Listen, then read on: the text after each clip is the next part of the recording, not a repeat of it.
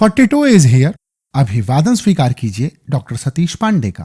3 साल बाद मैंने फेस क्रीम पर एक नया वीडियो बनाने का प्लान किया। त्वचा का रूखापन, दाग धब्बे, झाइयां, झुर्रियां, मुहासों के निशान और ना जाने कितनी कितनी स्किन प्रॉब्लम्स को सॉल्व करने के लिए हम इस उम्मीद में फेस क्रीम लगाते हैं कि ये क्रीम्स अगर फायदा नहीं भी करेंगी तो इनसे कोई नुकसान नहीं होगा। और अगर आप भी ऐसा सोचते हैं तो आपको अपने फेस क्रीम की इंग्रेडिएंट लिस्ट को एक बार जरूर पढ़ना चाहिए। और ऐसा ही मैंने किया और आपके लिए बनाया है यह वीडियो, जिससे आप जानेंगे बेस्ट और सेफेस्ट फेस क्रीम ब्रांड्स कौन से हैं। इसके अलावा और भी बहुत कुछ है इस वीडियो में।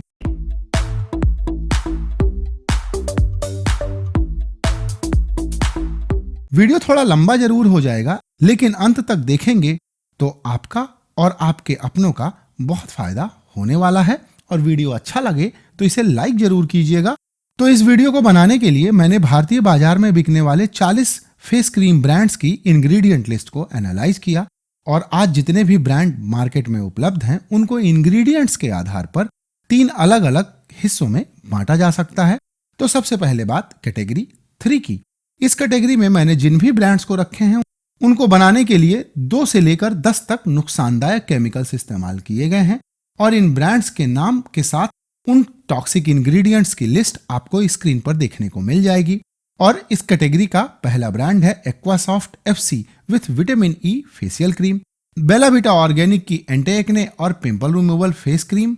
इसके बाद बेला वीटा का ही organic Kumkumadi day face cream, Blue Nectar की anti aging anti wrinkle Flower Valley face cream, doctor Rashel vitamin C brightening and anti aging cream, Fair and Handsome long lasting radiance cream, Glow and Lovely Himalaya nourishing face cream, Joy honey and almond nourishing skin cream, Kama Ayurveda LD hydrating face cream, Lotus Herbal की white glow face cream, L'Oreal Paris perfect skin 30+ day cream, Lakme peach milk, Mamaearth vitamin C daily glow face cream, Nivea multipurpose cream, Olay total effect day cream, Pilgrim white lotus face cream, Plum chamomile and white tea dew day cream, Pond's cream moisturiser for all skin type, Sirona vitamin C face cream, Sunny herbal aloe vera calendula all purpose cream, the Dermaco 2% kojic acid face cream, wow skin sciences cream 10-in-1 age miracle face cream, Boroline antiseptic Ayurvedic cream.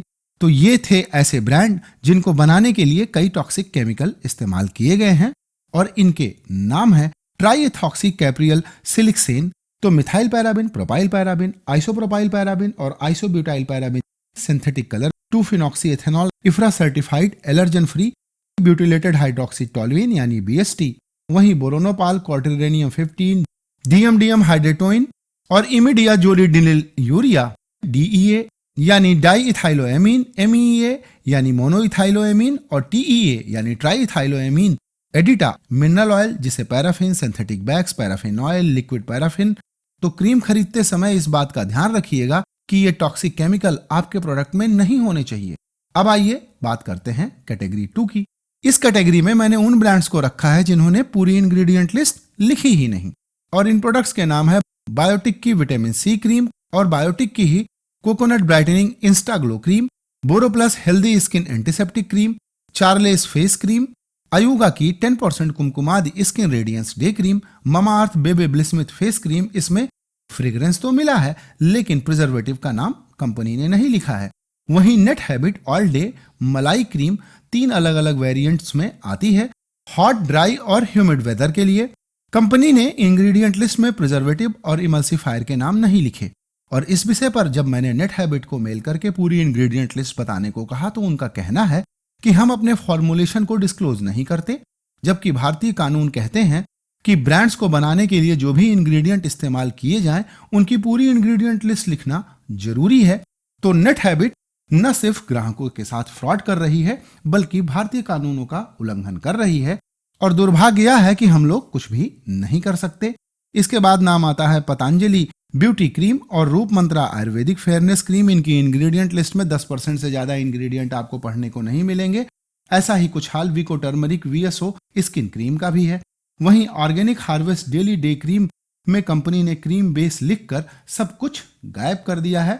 Forest essential ने पूरी ingredient list लिखी है, लेकिन preservative का नाम क्यों छुपाया ये तो आप अच्छी तरह जान सकते हैं और आप मुझे कमेंट करके भी बताइएगा।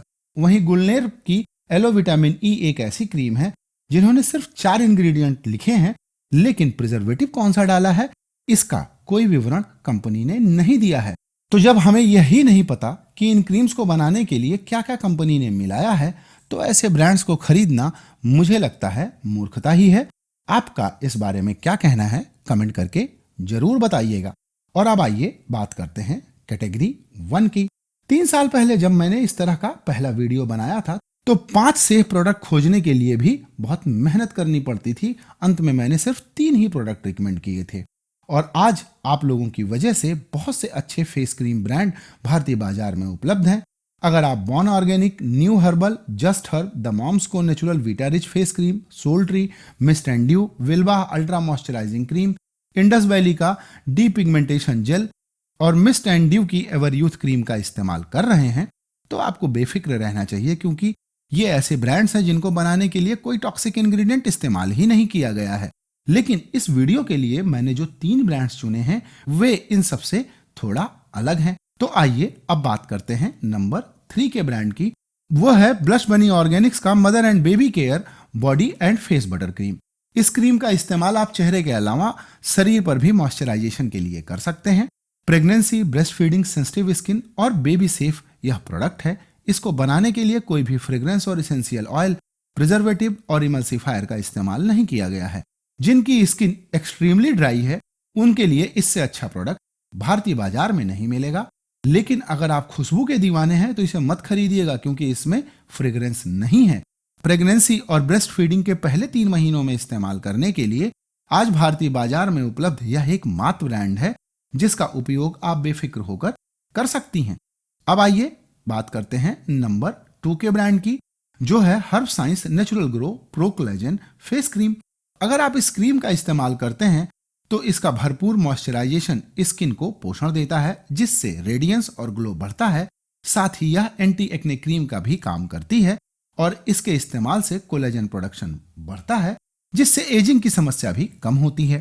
25 से 35 साल के लोगों पर कंपनी ने एक रिसर्च की। इससे यह साबित हुआ कि हर्ब साइंस की क्रीम 18 घंटे तक मॉइस्चराइजेशन दे सकती है और 6 हफ्तों के इस्तेमाल के बाद स्किन ग्लो में इंप्रूवमेंट साफ साफ दिखाई पड़ता है।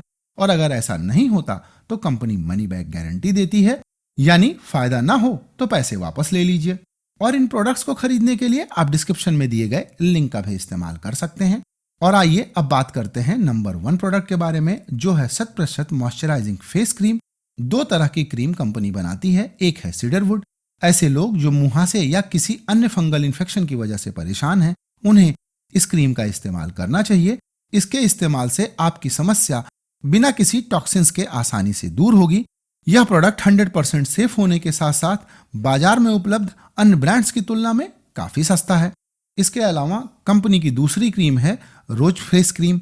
अगर आपके चेहरे पर मुहासे, जलने या चेचक के कारण होने वाले निशान हैं, तो इन दाग धब्बों को प्रभावी ढंग से कम करने के लिए आप इस क्रीम का इस्तेमाल कर सकते हैं। और ऐसा इसमें मिला विविटार ऑयल करने में सक्षम है। कम से कम 3 महीने इस्तेमाल कीजिएगा। और 100% की इन दोनों क्रीम्स को लगाने से आपके चेहरे पर ड्राइनेस छूमंतर हो जाती है। और ऐसे लोग जिनकी स्किन बहुत ड्राई होती है, वे चाहें तो फेस वॉश करने के बाद अपने चेहरे पर ग्लिसरीन या कोई भी कैरियर ऑयल जैसे coconut, olive, sesame, argan, pomegranate 4 बूंदे इस्तेमाल करके फेस क्रीम को अप्लाई करें। ऐसा करने से आपकी स्किन पर मॉइस्चराइजेशन लंबे समय तक रहेगा। हाँ, एक बात का आपको ख्याल रखना है कि हर्ब साइंस और 100% की फेस क्रीम का उपयोग प्रेगनेंसी और ब्रेस्ट फीडिंग के पहले 3 महीनों में नहीं करना है, क्योंकि इसमें एसेंशियल ऑयल मिले हुए हैं। तो आज का यह वीडियो यहीं पर होता है समाप्त। और वीडियो के अंत में डिस्क्लोजर यह है कि इस वीडियो में मैंने जो कुछ भी कहा है वो इंग्रेडिएंट के आधार पर कहा है। प्रोडक्ट को बनाने के लिए कंपनी ने जैसे इंग्रेडिएंट डाले हैं, उन्हीं इंग्रेडिएंट्स के फायदे और नुकसान मैंने सरल भाषा में आप तक पहुंचाए हैं। किसी भी कंपनी की प्रतिष्ठा को बढ़ाना या धूमिल करना मेरी प्राथमिकताओं में शामिल नहीं है।